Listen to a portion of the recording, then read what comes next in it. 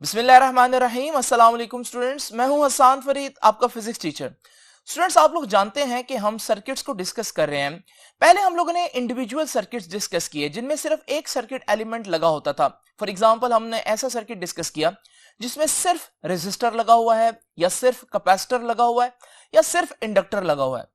लेकिन फिर हम लोगों ने इनके कॉम्बिनेशंस को भी स्टडी किया। जैसे हमने ऐसा सर्किट पढ़ा जिसमें रेजिस्टर और कैपेसिटर दोनों लगे हुए हैं, ऐसा सर्किट भी पढ़ा जिसमें रेजिस्टर और इंडक्टर दोनों लगे हुए थे। लेकिन अब वक्त आ गया है कि हम ऐसे सर्किट पढ़ें जिसमें रेजिस्टर, इंडक्टर और कैपेसिटर तीनों लगे हों। इसे हम कहेंगे स्टूडेंट्स RLC सीरीज सर्किट। अब यह सर्किट कैसा होगा, इसकी प्रॉपर्टीज क्या होंगे, ये हम जानेंगे आज के लेक्चर में। तो आइए स्टूडेंट्स स्टार्ट करते हैं आज का लेक्चर। स्टूडेंट्स, जैसे कि आप लोग देख रहे हैं कि हमारे पास सीरीज रेजोनेंस सर्किट हम लोगों ने आज डिस्कस करना है। अगर आप यही आर्टिकल बुक में डिस्कस करें तो आप लोग देखेंगे कि बुक के अंदर कोई हेडिंग्स नहीं है, जिसकी वजह से बच्चों को हमेशा की तरह यहां पर भी मसला होता है कि इस आर्टिकल को बेसिकली लिखना किस तरह से है। इसी वजह से स्टूडेंट्स आप लोग देख रहे हैं कि मैंने डिफरेंट हेडिंग्स जो है वो यहां पर लिखी है, ताकि हम इसको एज ए लॉन्ग क्वेश्चन किस तरह से अटेम्प्ट करना ये भी सीखें। अब स्टूडेंट्स, सबसे पहले तो हम देखते हैं कि एक RLC सर्किट होता क्या है। तो जैसे कि मैंने आपको बताया है कि R जो है उसका मतलब रेजिस्टर है, L जो है वो इंडक्टर और C जो है वो कैपेसिटर को रिप्रेजेंट कर रहा है। तो RLC सर्किट एक ऐसा सर्किट होगा जिसमें मैं एक AC सोर्स के साथ एक रेजिस्टर, एक इंडक्टर और एक कैपेसिटर जो है वो सीरीज में लगाऊंगा। इसे हम बोलते हैं कि ये हमारे पास एक RLC सर्किट है। तो अगर आपको डिफाइन करना पड़े कि what is an RLC circuit, तो इस सर्किट में बेसिकली क्या होता है, एन AC सोर्स,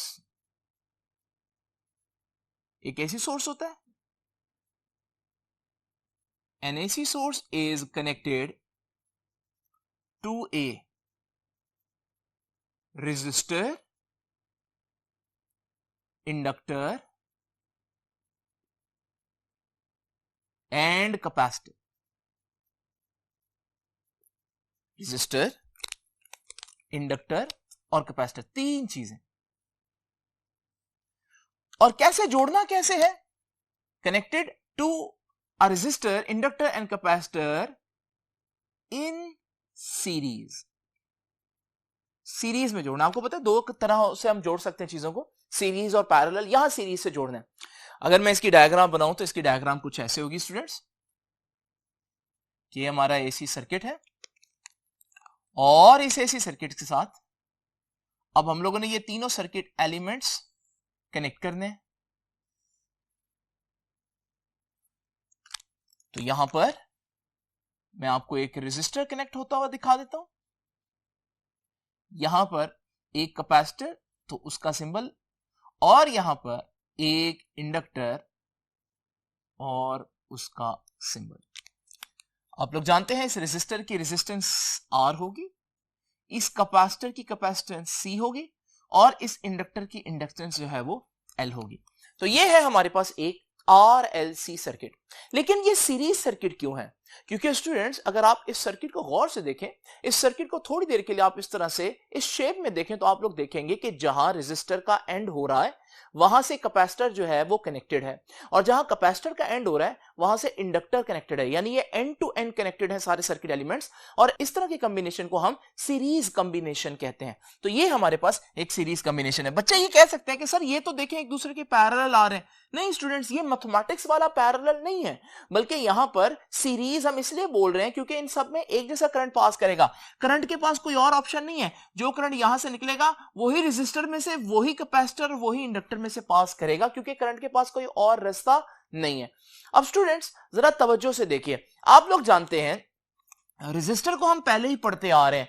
रेजिस्टर का काम क्या है? करंट को अपोज करना। अगर मैं आपसे पूछूं इनका काम क्या है, तो आप बताएंगे कि इनका काम एनर्जी स्टोर करना है। कैपेसिटर एनर्जी स्टोर करता है in the form of electric field, और इंडक्टर भी एनर्जी स्टोर करता है in the form of magnetic field. इनको चैप्टर नंबर 12 और चैप्टर नंबर 14 में हम लोग पढ़कर आए।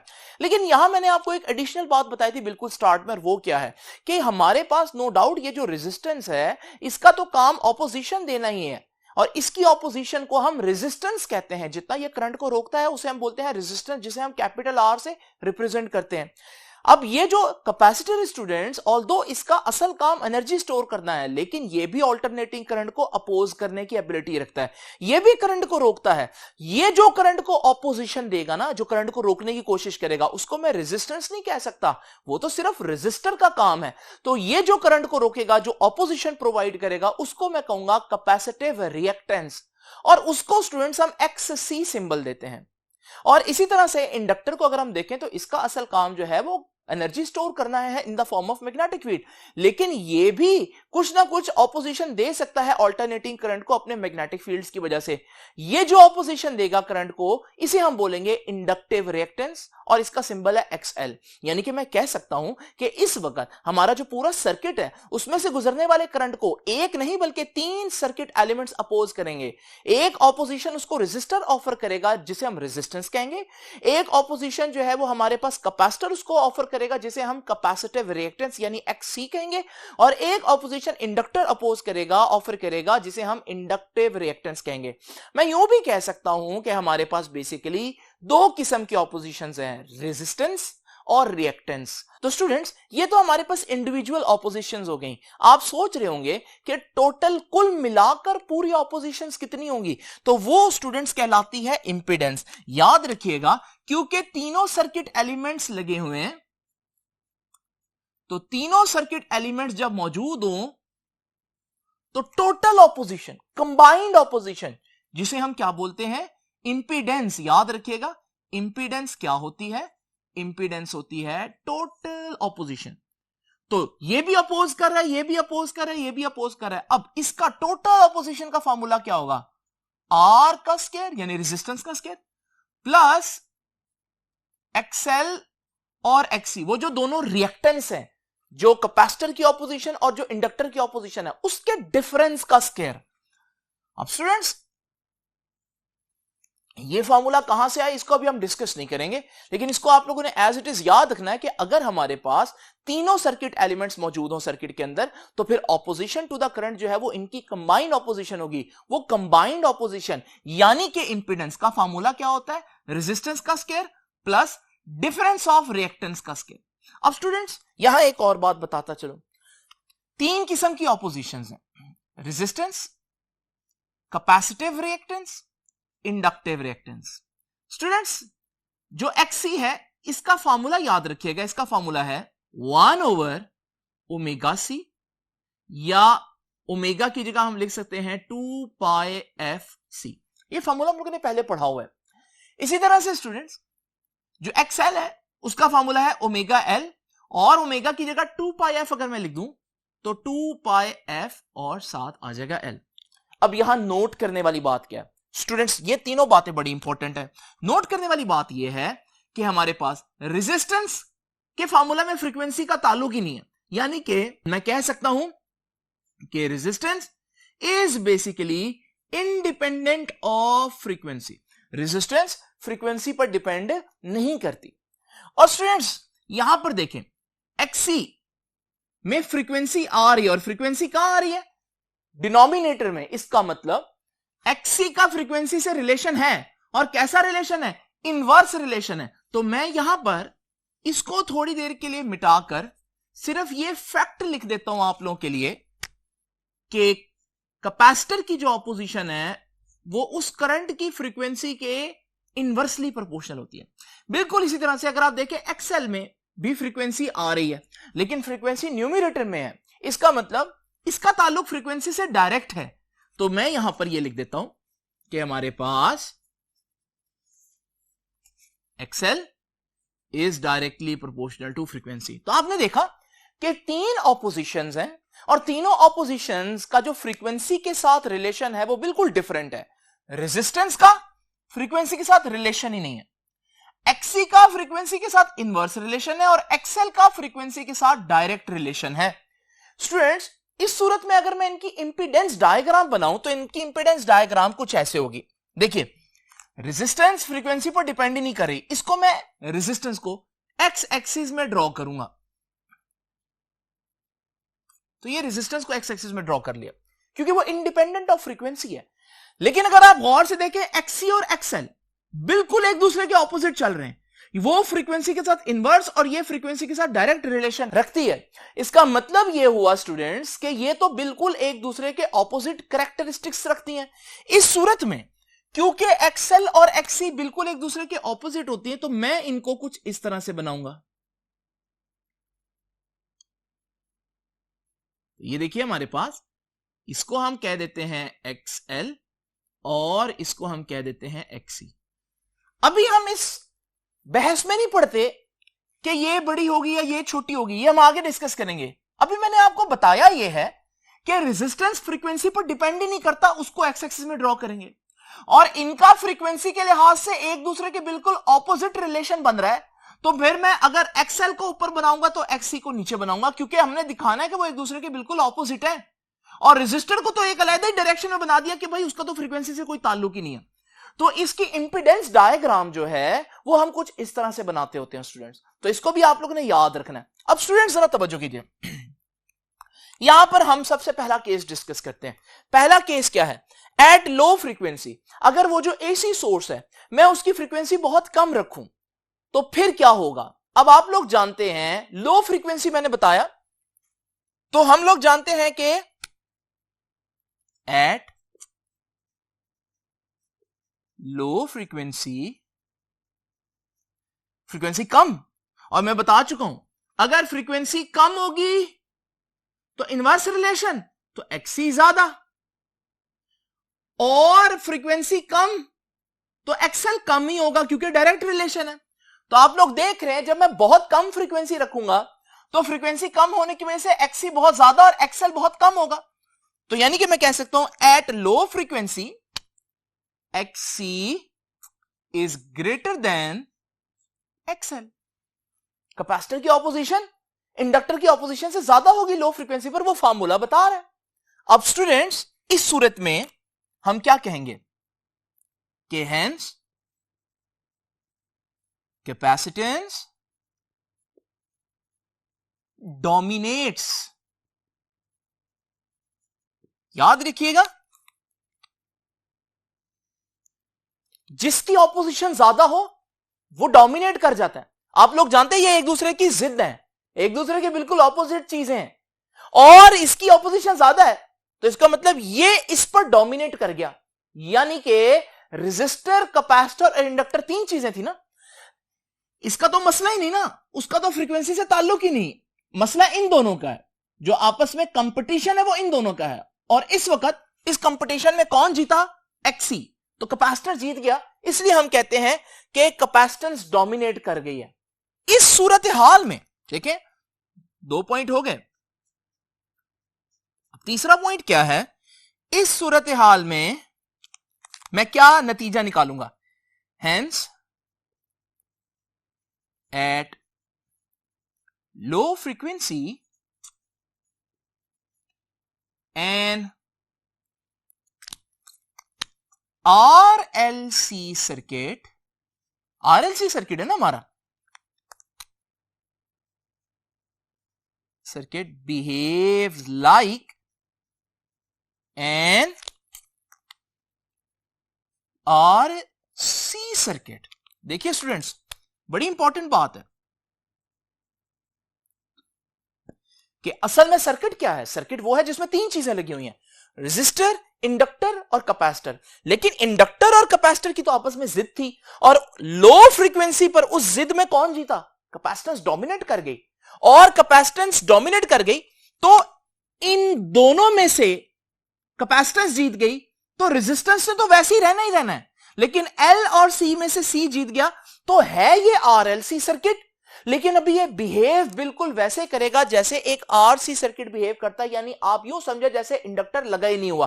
क्या लगा नहीं हुआ? असल में लगा हुआ है, लेकिन उसकी प्रॉपर्टीज पर ओवरकम कर गया या डोमिनेट कर गया कैपेसिटर्स की प्रॉपर्टीज। इस वजह से थोड़ी देर के लिए आप इसको बिल्कुल आरसी सर्किट की तरह इमेजिन कर सकते हैं। तो स्टूडेंट्स, ये तीन बातें आप लोगों ने देखी। इस सूरत में मैं इसकी इंपीडेंस डायग्राम कैसे बनाऊं? तो आप लोग जानते हैं रेजिस्टेंस का तो इनके साथ कंपटीशन ही नहीं है, क्योंकि उसका साथ फ्रीक्वेंसी का कोई रिलेशन नहीं। तो मैं रेजिस्टेंस को मैंने आपको बताया कि एक्स एक्सिस में अलग ही ड्रॉ करेंगे, ठीक है जी। अब आपको मालूम है इन दोनों ऑपोजिशंस में से कौन जीता? एक्ससी जीता। तो इस सूरत में मैं XC को ज्यादा और XL को कम बनाऊंगा। तो ये है इस वक्त हमारी इंपीडेंस डायग्राम। ये इंपीडेंस डायग्राम कब है? एट लो फ्रीक्वेंसी AC, जब जो AC आपने AC सोर्स अटैच किया है उसकी फ्रीक्वेंसी बहुत कम है। तो स्टूडेंट्स यही तीनों बातें अब मैं हाई फ्रीक्वेंसी में भी डिस्कस करूंगा आप लोगों के साथ। देखिए high frequency AC, high frequency AC क्या है? अगर वो जो AC सोर्स है उसकी पोलैरिटी बड़ी तेजी से चेंज हो, प्लस माइनस आपस में बड़ी तेजी से चेंज हो, इसे हम बोलते हैं ये हाई फ्रीक्वेंसी AC है। अगर हाई फ्रीक्वेंसी AC हो तो फिर क्या होगा? अब देखो फ्रीक्वेंसी मैंने कर दी ज्यादा, रूल तो वही है। अब जब फ्रीक्वेंसी ज्यादा होगी, आपको मालूम है इनवर्स रिलेशन, फ्रीक्वेंसी ज्यादा तो XC कम, और यहां डायरेक्ट रिलेशन है तो फ्रीक्वेंसी ज्यादा तो XL ज्यादा होगी। यानी यहां क्या हुआ? यहां XL ज्यादा हो गया। तो इसका मतलब हम कह सकते हैं कि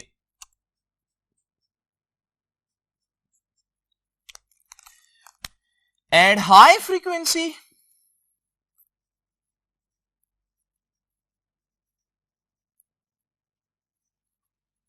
XL जीत जाएगा, ज्यादा हो जाएगा, क्योंकि डायरेक्ट रिलेशन है फ्रीक्वेंसी से। तो हाई फ्रीक्वेंसी मोर हाई XL, तो XL is greater than XC। पहली बात, जब इंडक्टर जीत गया, इंडक्टर की ऑपोजिशन जीत गई, तो इंडक्टेंस डोमिनेट कर गई, तो फिर हम कहेंगे hence inductance dominate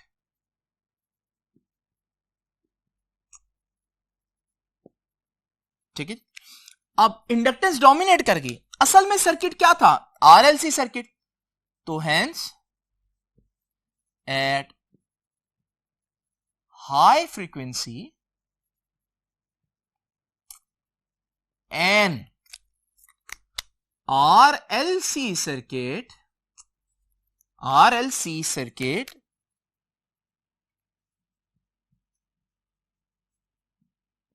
behaves just like an RL circuit. देखो कंपटीशन R का तो नहीं है, R तो इंडिपेंडेंट है फ्रीक्वेंसी का। इंडक्टेंस और कैपेसिटेंस का आपस में कंपटीशन चल रहा है, और मैंने देखा किसकी ऑपोजिशन ज्यादा हो गई? XL की। तो इसका मतलब XL डोमिनेट कर गया, तो इंडक्टर और कैपेसिटेंस में से इंडक्टर डोमिनेट कर गया। जब इंडक्टर डोमिनेट कर जाएगा तो फिर इंडक्टर जीत जाएगा कैपेसिटेंस से, तो हमारे पास इसकी प्रॉपर्टीज जो है वो आ जाएंगी सर्किट के अंदर।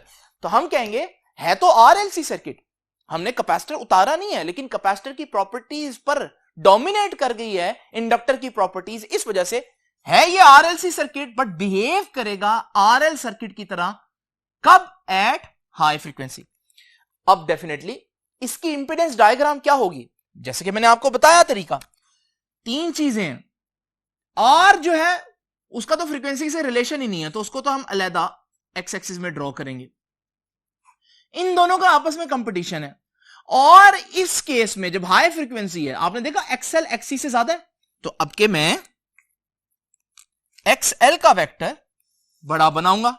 दोबारा एक दफा ड्रॉ कर लेते हैं, ये रेजिस्टेंस, तो XL का वेक्टर बड़ा होगा, XC का वेक्टर छोटा होगा। ये XC है और ये है XL। देखिए स्टूडेंट्स, वही डायग्राम यहां पर भी थी, लेकिन यहां पर XC का वेक्टर बड़ा था, XL का वेक्टर छोटा था, क्योंकि कैपेसिटेंस डोमिनेट कर रही है लो फ्रीक्वेंसी पर। हाई फ्रीक्वेंसी पर बिल्कुल उल्ट हो गया। अब स्टूडेंट्स, हमने एक्सट्रीम फ्रीक्वेंसीज डिस्कस कर ली, बहुत कम फ्रीक्वेंसी पर क्या होगा और बहुत ज्यादा फ्रीक्वेंसी पर क्या होगा। अब डेफिनेटली आप सोच रहे होंगे कि भाई लो फ्रीक्वेंसी पर ये ज्यादा है, हाई फ्रीक्वेंसी पर ये इससे ज्यादा है, तो एक ऐसी फ्रीक्वेंसी भी तो होनी चाहिए जिस पर ये दोनों बराबर हो जाएं।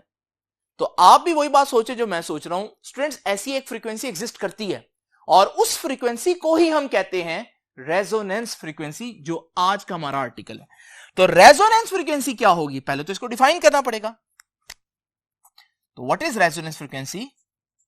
It is the frequency of AC source. ये एसी सोर्स की वो फ्रीक्वेंसी होगी जिस पर एट विच एक्सएल, या पहले मैं लिख देता हूं साथ पूरा, एट विच इंडक्टिव रिएक्टेंस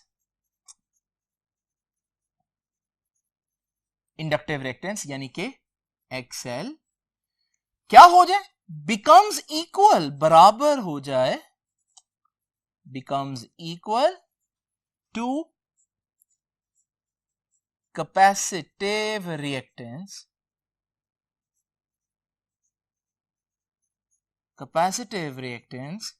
यानी XC। तो अगर XL XC के बराबर हो जाए तो फिर हम कहते हैं कि ये हमारे पास रेजोनेंस फ्रीक्वेंसी है। अब स्टूडेंट्स, रेजोनेंस फ्रीक्वेंसी का सिंबल याद रखना है आप लोगों ने। रेजोनेंस फ्रीक्वेंसी का सिंबल है, अगर आप लीनियर फ्रीक्वेंसी कहेंगे तो FR कहेंगे, अगर आप एंगुलर फ्रीक्वेंसी की बात करेंगे, ओमेगा की बात करेंगे, तो ओमेगा R कह देंगे। जो भी आप कह लें, लीनियर फ्रीक्वेंसी हो या एंगुलर फ्रीक्वेंसी हो, बहरहाल दोनों के साथ एक स्मॉल r आ जाएगा, और R बता रहा है कि ये अब आम फ्रीक्वेंसी नहीं है बल्कि ये रेजोनेंस फ्रीक्वेंसी है। तो स्टूडेंट्स, ये तो हो गया थोड़ा सा तारुफ रेजोनेंस फ्रीक्वेंसी का, लेकिन अब आप डेफिनेटली ये जानना चाहते होंगे कि रेजोनेंस फ्रीक्वेंसी की इंपीडेंस डायग्राम क्या होगी। अब आप खुद ही सोच लें स्टूडेंट्स, रेजिस्टेंस का तो ताल्लुक ही नहीं ना फ्रीक्वेंसी से, तो रेजिस्टेंस को मैं एज इट इज बनाऊंगा, ये देखिए रेजिस्टेंस एज इट इज। उसके बाद स्टूडेंट्स, आप लोगों को मालूम है एक तरफ मैंने XC बनाना है और उसके बिल्कुल ऑपोजिट XL बनाना है, लेकिन रेजोनेंस फ्रीक्वेंसी पर XL और XC बराबर हो चुके, तो फिर मैं बनाऊंगा तो सही दोनों को, ये XC है और ये XL है। तो स्टूडेंट्स, XC और XL बराबर ना हो गए, और हमारे पास दो बराबर वेक्टर्स तो एक दूसरे को कैंसिल कर देते हैं। इसका मतलब ये वेक्टर इसमें ऐड होकर आंसर 0 कर देगा, ये नल वेक्टर आ जाएगा। तो इनको फिर मैं बजाय बनाने के, ड्रॉ करने के, मैं क्यों ना इनको मिटा दूं। तो स्टूडेंट्स, ये है इंपीडेंस डायग्राम। कब इंपीडेंस डायग्राम है? जब हमारा जो सर्किट है उसको हम रेजोनेंस फ्रीक्वेंसी वाला एसी देंगे, यानी कि रेजोनेंस RLC सर्किट में जो डायग्राम होगी इंपीडेंस की वो ये है, यानी वो दो वेक्टर्स जो पहले तो मौजूद थे लेकिन अब वो मौजूद नहीं है। यहां से एक और बात भी मैं कह सकता हूं, और वो क्या है कि एट रेजोनेंस फ्रीक्वेंसी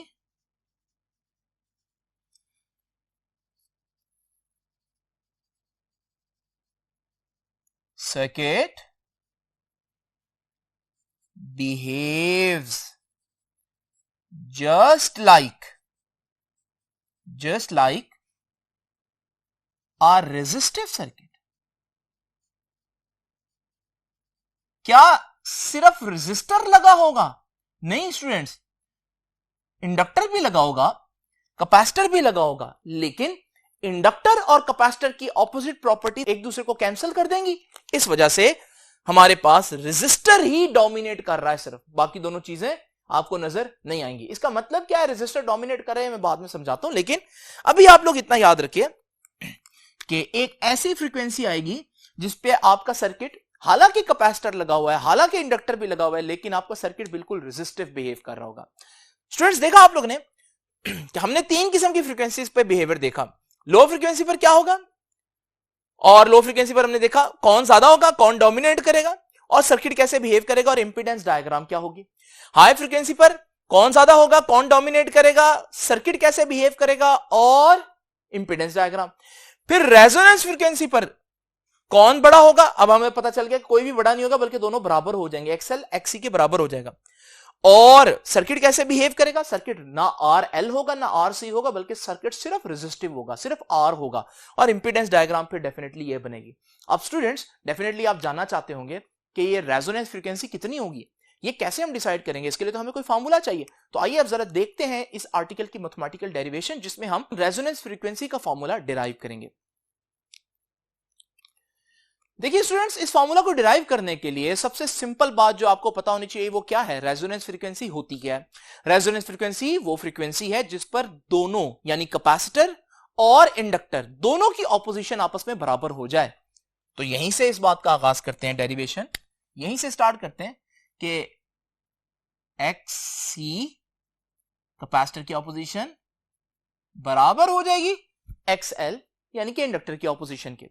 अब आप लोगों को मैंने स्टार्ट में बताया था एक्सी का फॉर्मूला 1/ω c, लेकिन क्योंकि रेजोनेंस फ्रीक्वेंसी है तो ओमेगा के साथ छोटा सा आर लिखेंगे। एक्सएल ओमेगा एल के बराबर होता है और उसके साथ भी छोटा सा आर लिखेंगे। अब स्टूडेंट्स हम ओमेगा को एक तरफ ले जाते हैं, तो ये ओमेगा उधर जाकर मल्टीप्लाई होगा तो बन जाएगा ओमेगा आर का स्क्वायर, क्योंकि omega R into omega R का स्क्वायर। एल इधर मल्टीप्लाई हो और उधर आकर डिवाइड हो जाएगा तो सी के साथ नीचे आ जाएगा, तो हमारे पास बन गया ओमेगा आर का square is equal to 1/LC। अब स्टूडेंट्स ओमेगा किसके बराबर होता है आप लोग जानते हैं? Omega is equal to 2πf, तो ओमेगा की जगह 2πf, और क्योंकि ओमेगा का स्क्वायर है तो इसका भी स्क्वायर आएगा, और रेजोनेंस फ्रीक्वेंसी होने की वजह से एफ के साथ भी हम सिंबल में छोटा सा आर लिखेंगे। राइट हैंड पर चीजें बिल्कुल एज इट इज रहेंगे, तो 1/LC ही रहेगा। अब स्टूडेंट्स इसका स्क्वायर लेते हैं, 2 का स्क्वायर 4, पाई का square pi square, F R का स्क्वायर एफ आर स्क्वायर, इधर एज इट इज 1/LC रह जाएगा। हमें चाहिए रेजोनेंस फ्रीक्वेंसी, हम एफ आर को एक तरफ रखते हैं तो 4 भी उधर जाकर डिवाइड हो जाएगा, पाई स्क्वायर भी उधर जाकर डिवाइड हो जाएगा, एलसी ऑलरेडी उधर ही है। अब स्टूडेंट्स रेजोनेंस फ्रीक्वेंसी चाहिए हमें, ये रेजोनेंस फ्रीक्वेंसी का स्क्वायर है तो हमें दोनों तरफ अंडर रूट लेना पड़ेगा, तो taking square root on both sides, दोनों तरफ अंडर रूट लेंगे। तो स्टूडेंट्स यहां था एफ आर का स्क्वायर, इसका अंडर रूट लेंगे, यहां था 1/4π²LC, इसका भी अंडर रूट लेंगे। अब स्टूडेंट्स ये तो अंडर रूट और स्क्वायर कैंसिल हो जाएगा, तो हमारे पास बचा एफ आर। 4 का अंडर रूट पूरा आता है और वो है 2, पाई का भी स्क्वायर है तो वो भी कट जाएगा, तो वो बचेगा पाई, एल और सी के ऊपर under root as it is मौजूद रहेगा। तो स्टूडेंट्स ये है हमारे पास रेजोनेंस फ्रीक्वेंसी का फॉर्मूला। तो रेजोनेंस फ्रीक्वेंसी बराबर होती है 1/2π√LC। बहुत इंपॉर्टेंट, ये आप लोगों के पास रिजल्ट है, इसको आप लोगों ने याद रखना है। इससे एक छोटा सा एमसीक्यू भी बन जाता है स्टूडेंट्स, और वो क्या है? What is the unit of 1/√LC? अब बच्चे इसके यूनिट निकालना शुरू कर देते हैं, लेकिन अगर आपको यह फॉर्मूला पता हो कि भाई 1/√LC जो है वो तो फ्रीक्वेंसी के बराबर है, 2 और पाई का तो यूनिट होता नहीं है, तो 1/√LC का जो यूनिट होगा वो वही होगा जो फ्रीक्वेंसी का होगा। फ्रीक्वेंसी का यूनिट आप लोग जानते हैं कि फ्रीक्वेंसी का यूनिट होता है पर सेकेंड, तो 1/√LC आप कैलकुलेट किए बगैर बता सकते हैं कि इसका यूनिट क्या होगा। अब स्टूडेंट्स हम खुलासा करते हैं इस पूरे लेक्चर का और देखते हैं कि RLC रेजोनेंस सर्किट का इंपॉर्टेंट प्रॉपर्टीज क्या हैं।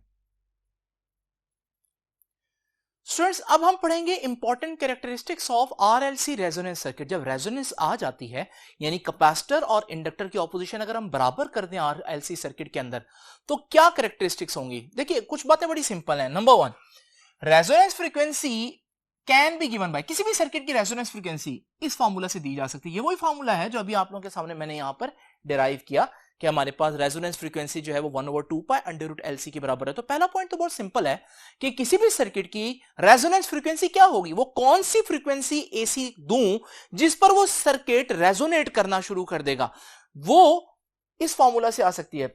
और डेफिनेटली इस फॉर्मूला के अंदर इंडक्टेंस एल है और कैपेसिटेंस सी है, यानी सर्किट किस फ्रीक्वेंसी पर रेजोनेट करेगा ये डिपेंड करता है सर्किट में इंडक्टेंस कितनी है और कैपेसिटर की कैपेसिटेंस कितनी है। स्टूडेंट दूसरी बात क्या है, impedance at resonance is resistive. Students पहले भी मैं आपको पहले बोर्ड पर बता चुका हूं, आइए जरा चलते हैं पहले बोर्ड पर दोबारा इस पॉइंट को एक दफा रिवाइज कर लेते हैं। स्टूडेंट्स मैंने आपको बताया था कि जब हमारे पास एक RLC सर्किट होगा जिसमें रेजिस्टर, कैपेसिटर और इंडक्टर तीनों होंगे तो उसकी इंपीडेंस डायग्राम कुछ ऐसे होगी जिसमें XC भी होगा और XL भी होगा। लेकिन रेजोनेंस फ्रीक्वेंसी पर XC और XL बराबर हो गए थे। जब ये बराबर हो जाएंगे तो मैं इनको मिटा सकता हूं क्योंकि ऑपोजिट वेक्टर कैंसिल कर देंगे, तो फिर मेरे पास सिर्फ क्या रह जाएगा, रेजिस्टर का ही वेक्टर रह जाएगा जो कि मैंने बनाया था। यानी लगे तीनों हुए हैं सर्किट के अंदर, लेकिन अगर मैं आपसे पूछूं सर्किट की ऑपोजिशन अभी कितनी है, तो दो ऑपोजिशंस ने तो एक दूसरे को कैंसिल कर दिया, तो फिर सर्किट की ऑपोजिशन अभी सिर्फ और सिर्फ रेजिस्टर्स ही है। तो ये पॉइंट मैंने लिखा है, the impedance at resonance is resistive, यानी इंपीडेंस Z जो ऑपोजिशन है टोटल वो क्या है, सिर्फ रेजिस्टर की ऑपोजिशन। क्या बाकी दोनों उतार दिए? नहीं, बाकी सर्किट के अंदर लगे हुए हैं, लेकिन कैपेसिटर जितना करंट को अपोज करेगा इंडक्टर उतना ही करंट को अपोज नहीं करेगा, एक दूसरे को कैंसिल करेंगे क्योंकि इनका फ्रीक्वेंसी के साथ इनवर्स रिलेशन है। उसके बाद स्टूडेंट्स दूसरी बात क्या है, अब देख लें कि आप लोग जानते हैं रेजिस्टर ही लगा हुआ ऐसे समझे, और जब रेजिस्टर लगा होता है तो वोल्टेज और करंट फेज में होते हैं। फेज में होने का क्या मतलब है, फेज में होने का मतलब है कि वोल्टेज और करंट का ग्राफ जो है वो कुछ इस तरह से होता है। वोल्टेज और करंट एक ही पॉइंट पर जीरो होते हैं एक साथ, वोल्टेज और करंट जो है वो एक साथ बढ़ते हैं, एक साथ मैक्सिमम होते हैं, एक साथ कम होते हैं, फिर एक साथ जीरो हो जाते हैं। इसे हम बोलते हैं कि दोनों वेव्स एक दूसरे के साथ फेज में हैं। ऐसा कब होता है, ऐसा सिर्फ रेजिस्टर के केस में होता है। यहां तो इंडक्टर भी है कैपेसिटर भी है, लेकिन इंडक्टर और कैपेसिटर रेजोनेंस पर एक दूसरे को कैंसिल कर रहे हैं, तो फिर हमारे पास आप यूं समझे सिर्फ रेजिस्टर ही है। और जब सिर्फ रेजिस्टर हो किसी सर्किट में तो फिर ऑल्टरनेटिंग वोल्टेज और ऑल्टरनेटिंग करंट एक दूसरे के साथ फेज में होते हैं। तो ये आप लोग देख सकते हैं कि फेज में होंगे। इसको हम यूं भी कह सकते हैं कि फेज डिफरेंस जीरो होगा, कोई फेज डिफरेंस नहीं होगा, 0 डिग्री होगा। इसी से निकलता है नेक्स्ट पॉइंट। नेक्स्ट पॉइंट है पावर फैक्टर के बारे में। अगर आप लोग नहीं जानते पावर फैक्टर, मैं आपको बता चुका हूं, पावर फैक्टर होता है कॉस थीटा। जो कॉस थीटा होता है इसको पावर फैक्टर कहते हैं। अब थीटा तो कितना है, मैंने बताया दोनों वेव्स बिल्कुल इन फेज हैं, यानी कि उनके दरमियान फेज डिफरेंस 0 है, तो यहां थीटा की जगह 0 पुट करता हूं। कॉस 0 तो स्टूडेंट्स 1 नहीं होता, तो पावर फैक्टर 1 हो गया, मैक्सिमम पावर फैक्टर है, यानी जब रेजोनेंस होगी तो उस वक्त मैक्सिमम पावर कंज्यूम करेगा सर्किट, इसलिए हम कहते हैं पावर फैक्टर इज 1। कैसे 1 वो मैंने आपको बता दिया। अब स्टूडेंट्स अगली बात, एट रेजोनेंस, जब रेजोनेंस आ जाएगी इंपीडेंस मिनिमम होगी, यानी इंपीडेंस कंबाइंड ऑपोजिशन, आपको मालूम है ना कंबाइंड ऑपोजिशन असल में क्या थी, R का square plus XL minus XC का स्क्वायर। असल में यह है फॉर्मूला अगर हमारे पास तीनों सर्किट एलिमेंट्स मौजूद हों। लेकिन हम लोगों ने देखा एट रेजोनेंस XL और XC तो बराबर होते हैं, और जब XL और XC बराबर होंगे तो माइनस होकर आंसर ये स्क्वायर बाहर आएगा, ठीक है जी। माइनस होकर आंसर तो स्टूडेंट 0 नहीं हो जाएगा, और आप लोग जानते हैं 0 का स्क्वायर भी 0 ही होता है, और 0 के ऐड होने से कोई फर्क नहीं होता, तो वो पूरी की पूरी टर्म ही गायब होगी। और फिर आप लोग जानते हैं कि R का स्क्वायर अंडर रूट से कैंसिल हो जाएगा। जब ये इससे कैंसिल होगा तो हमारे पास सिर्फ Z R के बराबर आ जाएगा। ये तो ऊपर वाला पॉइंट ही है, लेकिन यहां एक्स्ट्रा बात क्या पता चली कि आपकी सर्किट की जो इंपीडेंस है वो मिनिमम हो चुकी है, क्योंकि दो ऑपोजिशन प्रोवाइड करने वाले एलिमेंट सिरे से आप यूं समझ लें कि कैंसिल हो रहे हैं। तो इस वक्त सर्किट कम से कम ऑपोजिशन देगा, क्योंकि 3 में से तो 2 वैसे ही कैंसिल हो गए। अब जब सर्किट कम से कम ऑपोजिशन देगा रेजोनेंस पर, तो इसका इफेक्ट क्या होगा। स्टूडेंट जरा इमेजिन करें कि मेरे पास एक एसी सोर्स है, और इस एसी सोर्स से एक रेजिस्टर, कैपेसिटर और इंडक्टर जो है वो अटैच है। इनकी ऑपोजिशंस को मैं R, XC और XL से रिप्रेजेंट करूंगा। अब जरा स्टूडेंट्स इमेजिन करें, इस वक्त ये तीनों ऑपोजिशन दे रहे हैं। XC की ऑपोजिशन सपोज करें 10 ओम्स है, और XL की ऑपोजिशन जो है वो 7 ओम्स है। अब स्टूडेंट्स आप लोग जानते हैं कि इस वक्त रेजोनेंस नहीं है। अगर मैं यहां पर एक बल्ब लगा दूं तो आप लोगों को मालूम है कि बल्ब जो है वो थोड़ा बहुत ग्लो करेगा। अब जरा इमेजिन करें, मैं किसी प्रोसेस से अगर ये कैपेसिटर जो है इसकी ऑपोजिशन जो है वो 7 ओहम ही कर दूं, तो अब ये दोनों सर्किट एलिमेंट्स आपस में बराबर हो गए, इनकी ऑपोजिशन आपस में बराबर हो गई। अब जब ये ऑपोजिशन आपस में बराबर हो जाएंगी तो ये तो कैंसिल कर देंगे एक दूसरे को। अब आप यूं समझें जैसे ये सर्किट में लगे ही नहीं हुए, एक्चुअली में लगे होंगे, लेकिन मैं इनकी प्रॉपर्टीज क्योंकि एक दूसरे को कैंसिल करेंगी तो इनको थोड़ी देर के लिए इग्नोर कर देता हूं। अब ऑपोजिशन सिर्फ कौन दे रहा है? पूरे सर्किट में ऑपोजिशन किसकी चल रही है? रेजिस्टर की। जब ऑपोजिशन सिर्फ रेजिस्टर की चल रही है, बाकी दो की ऑपोजिशन सिरे से गायब हो गई है, तो आप देखेंगे अब बल्ब का ग्लो बढ़ जाएगा, यानी करंट बढ़ गया। तो यह बात मैंने आप लोगों को बताई कि पिछले पॉइंट पे हमने देखा कि रेजोनेंस पर सर्किट की इंपीडेंस टोटल ऑपोजिशन सिर्फ रेजिस्टेंस की रह जाती है, तो ऑपोजिशन अपनी कम से कम वैल्यू पर आ गई, मिनिमम ऑपोजिशन होगी। जब ऑपोजिशन कम हो जाए तो करंट मैक्सिमम हो जाता है, क्योंकि ओहम्स लॉ क्या कहता है? ओहम्स लॉ कहता है करंट किसके बराबर होता है? करंट बराबर होता है V ओवर R। हम लोगों ने पढ़ा, लेकिन यहां कंबाइंड ऑपोजिशन की बात करेंगे तो Z, और Z मिनिमम हो गया। तो जब डिनोमिनेटर मिनिमम होगा तो न्यूमरेटर मैक्सिमम हो जाएगा। तो स्टूडेंट्स रेजोनेंस पर सर्किट की ऑपोजिशन कम हो जाती है बहुत, और सर्किट के अंदर मौजूद करंट मैक्सिमम हो जाता है। ये अगर मैं फ्रीक्वेंसी और करंट का एक रिलेशनशिप आपके सामने ड्रॉ करूं तो ये देखिए ये रेजोनेंस फ्रीक्वेंसी है, इस पर करंट मैक्सिमम होगा। तो ये जो हमारे पास सर्किट में बेसिकली ये जो ग्राफ बनेगा ये कुछ इस तरह से बनेगा। ये ग्राफ क्या बता रहा है? ये ग्राफ बता रहा है कि जब रेजोनेंस आई तो रेजोनेंस पर मैक्सिमम करंट पास किया, इसे हम आई नॉट कह सकते हैं। तो स्टूडेंट्स ये हो गए सारे पॉइंट्स। एक आखिरी पॉइंट जो है वो थोड़ा सा बच्चों को कंफ्यूज करता है, इसलिए जरा इसको आराम से पढ़ते हैं। ये पॉइंट क्या है, इसको समझाने से पहले मैं आप लोगों को कुछ और चीज बता देता हूं। आप लोग इमेजिन करें कि मेरे पास एक वोल्टेज सोर्स है और उस वोल्टेज सोर्स से 3 रेजिस्टर्स कनेक्टेड हैं। अब स्टूडेंट्स आप लोग जानते हैं इसकी कुछ ना कुछ वैल्यू तो होगी। सपोज करें इसकी वैल्यू है 20 वोल्ट।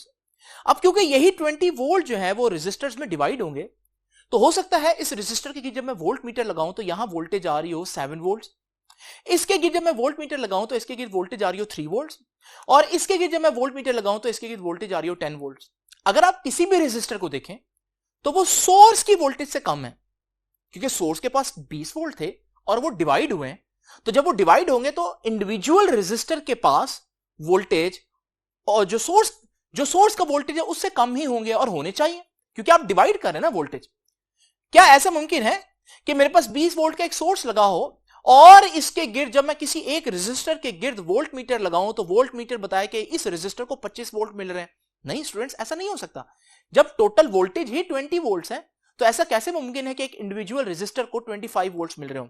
यानी यहां से हम एक रूल बना सकते हैं कि रेजिस्टर्स के केस में अगर हम देखें तो किसी भी रेजिस्टर के गिर्द वोल्टेज सोर्स की वोल्टेज से कभी भी ज्यादा नहीं हो सकता। अब यह बात समझ में भी आती है, लेकिन यहां हम पढ़ रहे हैं आरएलसी सर्किट। आरएलसी सर्किट में खास बात यह है कि ये जो इंडक्टर और कैपेसिटर है ये वोल्टेज खुद भी डेवलप कर लेते हैं, क्योंकि ये एनर्जी स्टोरिंग डिवाइसेस हैं। कैपेसिटर एनर्जी स्टोर करता है in the form of electric field, inductor energy store करता है in the form of magnetic field. इस वजह से यहां पर यह मुमकिन है कि अगर आपके पास एक 20 वोल्ट का सोर्स हो और आप किसी लम्हे इस कैपेसिटर के गिर्द वोल्ट मीटर लगाएं तो हो सकता है इस वोल्ट मीटर पर किसी लम्हे 25 वोल्ट स्टोर हो। अब आप कहेंगे सर ये कैसे हो सकता है? बैटरी के पास जब 20 वोल्ट है तो इसके पास 25 वोल्ट कहां से आए? क्योंकि स्टूडेंट्स ये खुद इस वक्त एक एनर्जी स्टोरिंग डिवाइस है, तो ये चार्ज स्टोर कर रहा है, इस वजह से इसके पास वोल्टेज समटाइम्स उससे ज्यादा भी आ सकते हैं। बिल्कुल यही मामला जो है वो इंडक्टर के केस में भी हो सकता है कि उसके ऊपर जो वोल्टेज है वो सोर्स की वोल्टेज से ज्यादा हो सकते हैं। हमेशा नहीं, लेकिन ऐसा हो सकता है और आपने परेशान नहीं होना। तो students at resonance the voltage drop across inductor, inductor के अक्रॉस जो वोल्टेज है उसे VL कह रहे हैं, end voltage drop across capacitor, capacitor के अक्रॉस जो वोल्टेज है VC में भी हो सकता है much larger than the source voltage, कि सोर्स की वोल्टेज से भी उनके पास वोल्टेज ज्यादा हो। तो पहले ये बात हमें अजीब सी लगती थी, लेकिन अब हमें क्योंकि पता चल गया ये खुद एनर्जी स्टोरिंग डिवाइसेस हैं, तो वाकई इन पर वोल्टेज जो है वो सोर्स की वोल्टेज से भी ज्यादा हो सकती है। स्टूडेंट्स ये था हमारा आज का लेक्चर। आई होप कि ये रेजोनेंस का लेक्चर जो आपको समझ में आएगा और आपको ये भी पता चला होगा कि आरएलसी रेजोनेंस सीरीज सर्किट को किस तरह से लॉन्ग क्वेश्चन आ जाए तो अटेम्प्ट करना है। तो आपसे अब इंशाल्लाह मुलाकात होगी नेक्स्ट लेक्चर में, तब तक के लिए अल्लाह हाफिज।